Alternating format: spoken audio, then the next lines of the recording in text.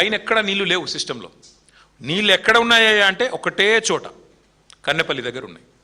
గోదావరిలో అక్కడ ప్రాణహిత నుంచి నీళ్ళు వస్తూనే ఉన్నాయి.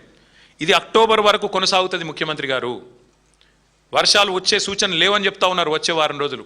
మేము అందుకే చెప్తా ఉన్నాం, మేడిగడ్డ బ్యారేజ్ ముట్టే అవసరం లేకుండా దానికి 14-15 కిలోమీటర్ల పైన ఉన్న కన్నెపల్లి పంప్ హౌజ్లో అక్కడ వచ్చే నీళ్లతో ఇప్పుడు ఆడ 97 మీటర్ల మీద పోతున్నది, 93.5 మీటర్ల కాడ మీరు పంప్ హౌస్ చాలు చేస్తే చాలు నీళ్లు అన్నారం పోతాయి, అన్నారం నుంచి సుందిల పోతాయి, సుందిల నుంచి ఎల్లంపల్లి, ఎల్లంపల్లి నుంచి మిడ్మానేరు, మొత్తం నేను చెప్పినట్టు అన్ని జలాశయాలు నింపొచ్చు. ఇది రాష్ట్ర రైతులు గ్రహించాలి. ఇది కాలం తెచ్చిన కరువు కాదు, ఇది కాంగ్రెస్ కక్షతోని మీ మీద రుద్దుతున్న కరువు అని రాష్ట్ర రైతన్నలు గుర్తించాలని చెప్పి నేను కోరుతా ఉన్నాను. ఒకవైపేమో రైతులు పంటలు కాపాడుకోవాలా, అప్పులు ఎట్లా తీర్చాలా అని తపన పడుతుంటే కాంగ్రెస్ మాత్రం రాజకీయ కక్షల సెటిల్మెంట్లో బిజీగా ఉన్నది.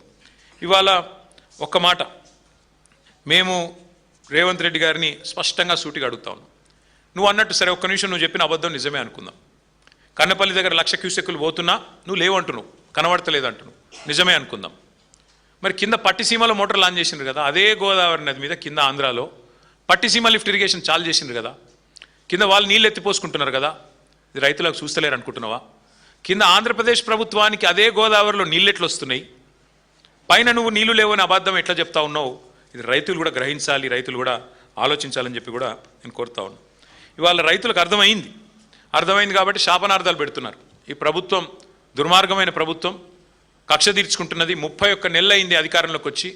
ఒక రైతు గొప్పగా చెప్పినాడు, ఒక రైతన్న, నేను చూసిన వీడియో, అది ఎంత గొప్పగా చెప్పిండంటే, అవునయా కేసీఆర్ గంత పెద్ద ప్రాజెక్ట్ 4 నెలల్లో కట్టిండు, మీరు 4 దశాబ్దాలు శ్రీరామ్ సాగర్ కట్టిరు, 5 దశాబ్దాలు కట్టిరు, కానీ కేసీఆర్ అంతకంటే పెద్ద ప్రాజెక్టు 4 నెలల్లో కట్టిండు. కట్టినాక ఏదో చిన్న ప్రాబ్లం వచ్చింది, వస్తే నీకు సదరొస్తలేదా? ఆడ సిమెంట్ లేదా, సుతారీలు లేరా, నీకు ఇంజనీర్లు లేరా అని చెప్పి నిలదీసిండు ఒక సామాన్య రైతు. అది తట్టుకోలేక ఫ్రస్ట్రేషన్లో ఉన్నాడు రేవంత్ రెడ్డి గారు. దిక్కుమాలిన డైలాగులు కొడుతున్నాడు.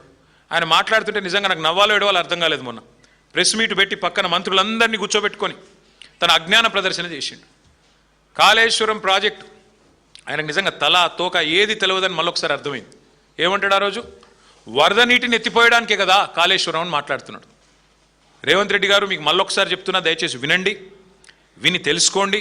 పోనీ నేను చెప్పేది వినడం మీకు ఇష్టం లేకపోతే, మా పార్టీ వాళ్ళు చెప్పేది వినడం మీకు ఇష్టం లేకపోతే, దయచేసి మీ ఇంజనీర్లను పిలిపించుకొని ట్యూషన్ చెప్పించుకో. కాళేశ్వరం ఎంత గొప్ప ప్రాజెక్ట్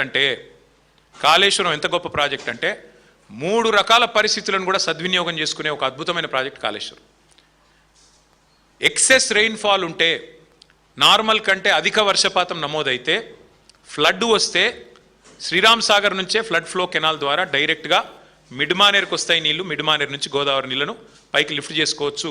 సస్యశ్యామలంగా రాష్ట్రం మొత్తం ఉంటుంది. ఇది ఒక తరీకా. రెండో తరీకా ఏంది? ఎక్సెస్ రెయిన్ఫాల్ కాకుండా నార్మల్ రెయిన్ఫాల్ ఉంటే, సాధారణ వర్షపాతం ఉంటే మీకు ఎస్ఆర్ఎస్పి నుండి కాకతీయ కాలువ ద్వారా ఇంకా కిందికి కడెం నుంచి కిందికి ఎల్లంపల్లికి నీళ్ళు వస్తాయి, అక్కడి నుంచి నీళ్ళు ఎత్తిపోసుకోవచ్చు. ఒకవేళ ఈ రోజున్న పరిస్థితి ఉండి కరువు వచ్చి ఎల్నీలో లాంటి పరిస్థితులు వచ్చి వర్షపాతం లేని పరిస్థితిలో ఉంటే, అప్పుడు కూడా ఎక్కడ నీళ్లుంటాయని దేవులాడి దుర్బిని పట్టుకొని వ్యాప్కోస్ లాంటి సంస్థ కప్పచెప్పి దేవులాడి వెతుకులాడి పట్టుకున్న పాయింట్ కాళేశ్వరం. ఆ కాళేశ్వరం పాయింట్లో కన్నెపల్లి పంప్ హౌస్ దగ్గర ఎంత వరస్ట్ సిచ్యువేషన్లో కూడా ఇవాళ కూడా 9 టీఎంసీల నీళ్లు కిందికి పోతున్నాయి. 9 టీఎంసీలు అంటే మీ అంచనా కోసం చెప్తున్నా, 9 హుస్సేన్ సాగర్లతో సమానం. గన్ని నీళ్ళు ఉత్తా కిందికి పోతున్నాయి రోజు, ఎవ్రీడే. ఇది అక్టోబర్ దాకా పారుతూనే ఉంటాయి. రేవంత్ రెడ్డి గారు దయచేసి మా మీద కక్ష ఉంటే కేసులు పెట్టు, మా మీద కక్ష ఉంటే మమ్మల్ని బూతులు తిట్టు, మా మీద కక్ష ఉంటే ఇంకా రోత మాటలు మాట్లాడు, మాకేం పర్వాలేదు, అలవాటైపోయింది. కానీ రైతుల మీద దయచేసి పగబట్టకు, రైతుల మీద కోపం తీర్చుకోకు. కాళేశ్వరాన్ని బదనాం చేయాలి, కాళేశ్వరం కూలేశ్వరం అని చెప్పి పనికిమాలిన కూతలు కుయ్యాలి అని చెప్పి వాగే పిచ్చివాగుడిలో దయచేసి రైతులు, రాష్ట్రంలోని లక్షలాది మంది రైతుల వారి నోట్లలో మట్టి కొట్టకు. ఇది నా ప్రార్థన. వారికి ఇంకొకటి కూడా తెలుసు, రేవంత్ రెడ్డికి తెలియదని కాదు, భద్రాచలానికి ముప్పు అని మాట్లాడాడు. భద్రాచలానికి ముప్పు ఎక్కడి నుంచి ఉన్నది నిజానికి? భద్రాచలానికి ముప్పు అంటే ఏమైనా ఉంది అంటే పోలవరంతో ఉంది. పోలవరం హైట్ పెంచితే, అందుకే కదా మా ఖమ్మం జిల్లాలోని 5 మండలాలు 7 మండలాలు తీసుకొని పోయి బలవంతంగా కలిపింది బీజేపీ ఆంధ్రాలో. పోలవరం ముప్పు కోసమే కదా మా భద్రాచలం కాన్స్టిట్యున్సీలో పక్కన అశ్వరావుపేట కాన్స్టిట్యున్సీలో తీసుకొని పోయి ఆ మండలాలని 7 మండలాలు కలుపుకున్న మాట వాస్తవం కాదా? నీకు తెలియదా? నువ్వు గట్టిగా పోలవరం గురించి మాట్లాడితే గురువు గారికి కోపం వస్తుందనా? ఎక్కడి నుంచి ఉంది ముప్పు నిజానికి భద్రాచలానికి? ముప్పు అంటూ ఉంటే ఇవాళ భద్రాచలానికి అది ఖచ్చితంగా పోలవరం హైట్తోనే ఉంది తప్ప ఇంకో దాంతో లేదు. అందుకే మా హరీష్ రావు గారు భద్రాచలం పోలవరం అథారిటీకి ఫిర్యాదు చేస్తే కేంద్రం స్పందించి, ఎందుకంటే భద్రాచలం మునుగుతుందేమో ఈ హైట్తో అని చెప్పి ఫిర్యాదు చేస్తే కేంద్రం స్పందించి సర్వేలకు టీంలు పంపింది. ఇవాళ విచిత్రం ఏంటంటే ఏ రాష్ట్ర ముఖ్యమంత్రి అయినా తన ప్రయోజనాల కోసం, తన రాష్ట్ర ప్రయోజనాల కోసం గట్టిగా మాట్లాడతాడు. ఆంధ్రప్రదేశ్ ముఖ్యమంత్రి ఆంధ్రప్రదేశ్ ప్రయోజనాల కోసం కొట్లాడతాడు. తెలంగాణ ముఖ్యమంత్రి తెలంగాణ ప్రజల ప్రయోజనాల కోసం కొట్లాడాలి. కానీ ఈ మాట అనకూడదు, కానీ అంటున్నా తప్పట్లేదు. ఈ దరిద్రుడు మాత్రం సొంత రాష్ట్ర ప్రాజెక్టుల గురించే సొంత గడ్డకే ప్రమాదం అని వాదిస్తూ ఉన్నాడు. అది కూడా తెలిసి, తెలవక కాదు, తెలివి తక్కువతనం కాదు, అతి తెలివి. ప్రజల్ని మభ్యపెట్టొచ్చు, ఎన్ని రకాలుగా అయినా ఇష్టం వచ్చినట్టు మాట్లాడొచ్చు అని చెప్పి ఇవాళ మాట్లాడుతూ ఉన్నాడు. నేను ఆయన మాట్లాడిన తర్వాత చూసిన వాళ్ళందరికీ అర్థమైంది, రైతులకు కూడా అర్థమైంది. ఆయన ఏమంటున్నాడు? పరిజ్ఞానం ఉందా? తాటి చెట్టు అంత పెరిగిన హరీష్ రావు ఏమన్నా పరిజ్ఞానం ఉందా అని మాట్లాడుతుండు. నేను అంటున్నా రేవంత్ రెడ్డి గారిని, పరిజ్ఞానం ఎవరిదో, మిడిమిడి జ్ఞానం ఎవరిదో మరి అందరికీ అర్థమైంది ఇప్పటికే. మీకు ఇప్పటికైనా కనీసం ఇప్పటికైనా జ్ఞానం తెచ్చుకోండి. దయచేసి దేవుళ్ళను కూడా మీ నీచ రాజకీయాల కోసం వాడుకునే సంస్కృతి బంద్ చేయండి. మీరు ఎన్నికల ముందు కూడా చేశారు ఇదే పని.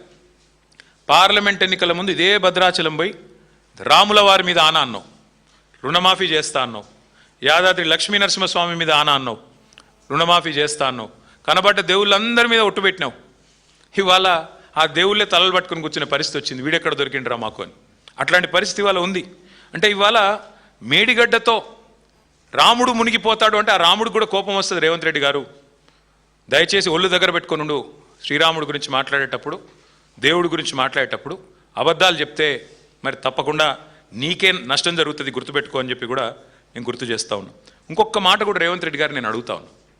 అసలు ప్రభుత్వంలో ఉన్నది మీరు, ప్రభుత్వాన్ని నడుపుతున్నది మీరు, ఇంజనీరింగ్ విభాగం మొత్తం ఉన్నది మీ ఆధీనంలో. ఒక్కసారైనా రివ్యూ చేసినావా? కన్నపల్లిలో పంపులు చాలు చేస్తే ఏమవుతుంది? వీళ్ళు అంటున్నారు కదా, నిజమా కాదా